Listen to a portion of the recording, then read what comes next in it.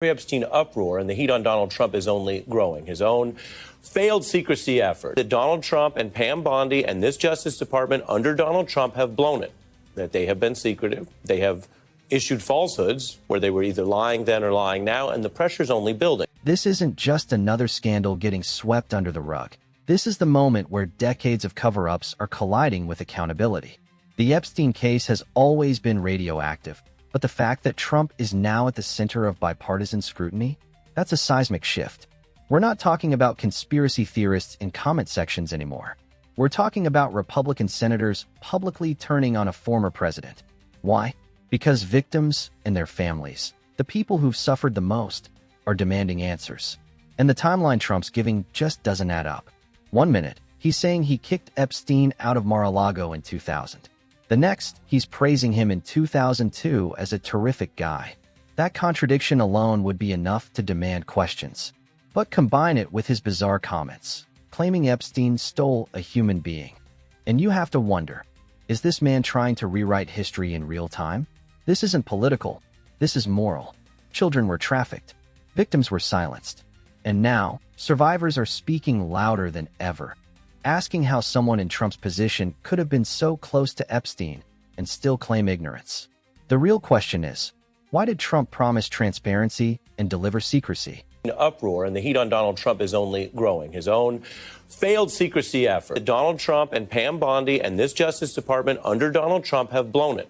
That they have been secretive. They have issued falsehoods where they were either lying then or lying now, and the pressure's only building. Virginia Giuffre's story is heart-wrenching. And now, her family, after her tragic death, is doing what no administration, no DOJ, and certainly no president has had the courage to do: demand real accountability. Giuffre accused Epstein of sexually abusing her as a minor, and she worked at Mar-a-Lago, the place Trump owns.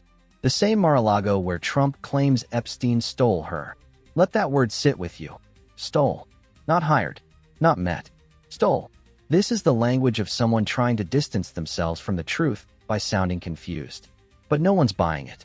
Especially not her family, who are now in the horrifying position of having to beg the former president to stop insulting their daughter's memory by gaslighting the American public.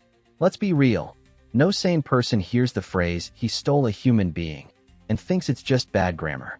It's either a slip, a truth leaking out, or it's a desperate attempt to blur the facts so much that no one can pin him down. But it's not working. The victims' families are not confused. They're not intimidated.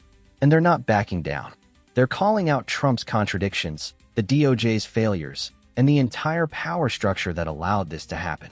And for once, it feels like they might actually be heard. No, I don't know really why, but I said if he's taking anybody from Mar-a-Lago, he's hiring or whatever he's doing. I didn't like it, and we threw him out. We said we don't want him, at the place. Once again, Trump's own words are his worst enemy. Hiring or whatever? That's how he's describing a convicted sex trafficker taking teenage girls from his private club? This isn't corporate HR. This is criminal negligence at best, complicity at worst. Trump says they threw Epstein out, but even that statement is vague. No record.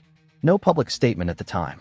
Just Trump now, years later, saying, we didn't want him there. Why not tell the public back then? Why not call the police? And here's what really makes this alarming. Epstein wasn't sneaking around in the shadows.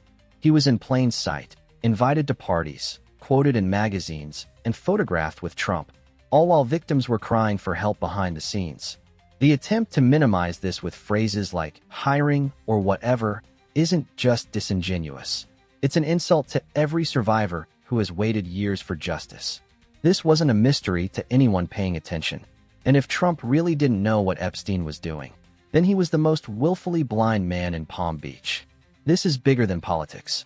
It's about whether the most powerful people in the country are allowed to pretend they didn't see what was happening right in front of them and get away with it. If this video shocked you, don't stay silent. Share it. Demand answers. Justice for Epstein's victims isn't a left or right issue.